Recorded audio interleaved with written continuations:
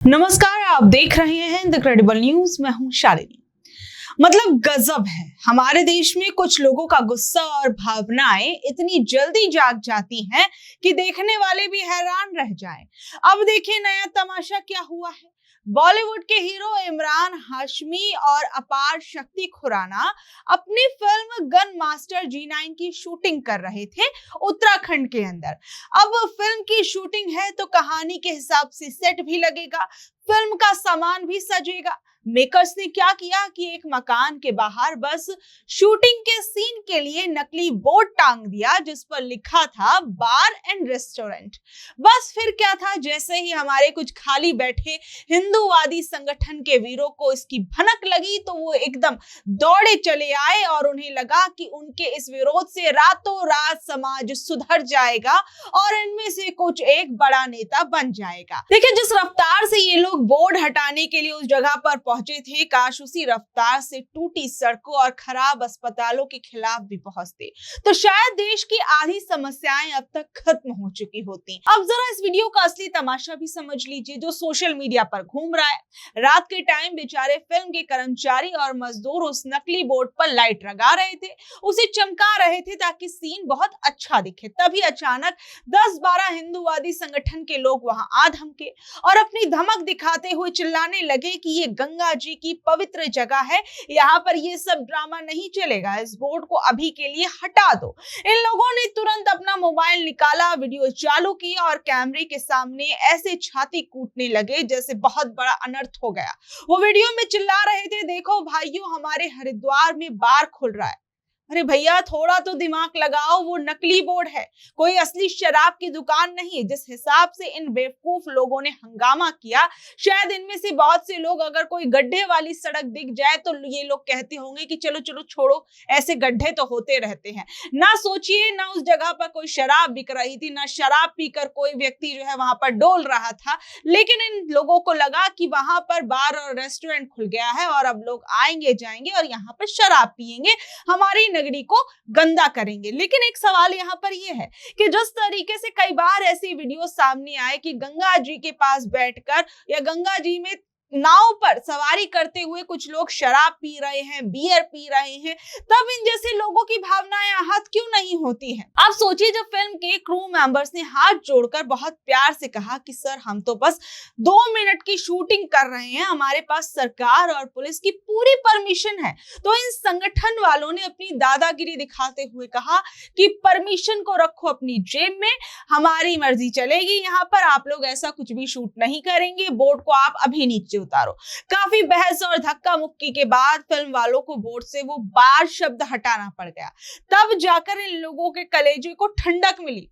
सोचिए, और ये लोग इन हिंदूवादी नेताओं और समाज सेवियों और व्यापार मंडल के अध्यक्षों ने ऐसे ऐसे बयान देने शुरू कर दिए जैसे इन्होंने देश के लिए कोई बहुत बड़ा मेडल जीत लिया हो। कोई कह रहा है कि हरिद्वार पवित्र जगह है, यहाँ ये सब बर्दाश्त नहीं किया जाएगा, तो कोई कह रहा था कि फिल्मों के नाम पर हमारी संस्कृति खराब हो रही है।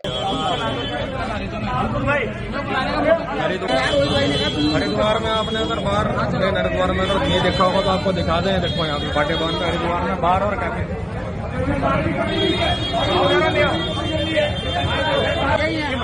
मतलब देखिए, कमाल है, इन संगठन वालों को एक नकली बोर्ड में तो अपनी संस्कृति खतरे में दिख रही है, लेकिन कभी असली समस्याओं पर बात करने की इनकी हिम्मत नहीं होती है। सोचिए, एक नकली बोर्ड पर बार लिख देने से इन हिंदूवादी भाइयों का खून खौल गया, उनकी आस्था खतरे में आ गई। लेकिन काश ऐसा ही गुस्सा, ऐसी ही देशभक्ति और ऐसी ही एकता ये लोग तब भी दिखाते जब हरिद्वार की सड़कों पर बड़े बड़े गड्ढे होते हैं और गाड़ियां टूटती हैं।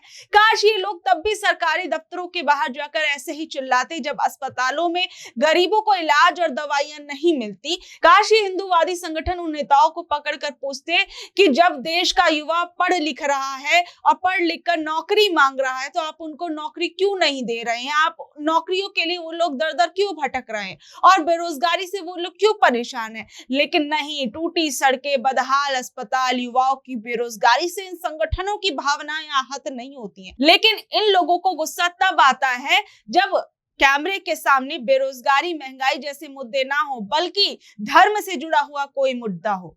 फिल्म का बोर्ड तो हटा दिया गया, लेकिन हमारे समाज की असली बीमारियां कब हटेंगी? क्या इसके लिए भी कोई वीडियो बनाया जाएगा या फिर रील बनाकर ही देश सुधार दिया जाएगा? सवाल यह है कि अगर हरिद्वार की पवित्रता एक फिल्म के सेट पर लगे कुछ घंटों के नकली बोर्ड से खतरे में पड़ जाती है, तो फिर शहर की असली समस्याओं पर इतना गुस्सा क्यों नहीं दिखाई देता? जब शहर में गंदगी होती है, नदियों में प्रदूषण बढ़ता है, सड़कें टूट रही हैं, बेरोजगारी बढ़ रही है, अस्पतालों की हालत खराब है, तब धार्मिक भावनाओं का ऐसा उबाल क्यों नहीं देखने को मिलता? एक फिल्म के सेट पर लगा बोर्ड अचानक सबसे बड़ा मुद्दा बन गया। असल में दिक्कत उस नकली बोर्ड से नहीं है, दिक्कत तो राजनीति और चेहरे देखकर गुस्सा करने की है।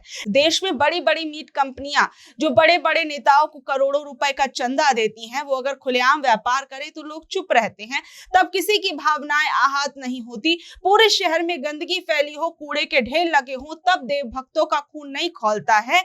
लेकिन जब ये पूरा मामला किसी एक विशेष समुदाय से जुड़ जाए, तो इन लोगों की देशभक्ति, अपने धर्म के प्रति प्यार, सब कुछ जागने लगता है। धर्म के नाम पर चल रहे इस असली गंदे धंधों पर तो इस संगठन वाले कभी मुंह नहीं खोलते हैं। अभी आप देखिए, छत्तीसगढ़ में लोगों का भविष्य बताने वाले और चमत्कार का दावा करने वाले एक ढोंगी बाबा पर महिलाओं के साथ गंदी हरकत और रेप करने का केस दर्ज हुआ।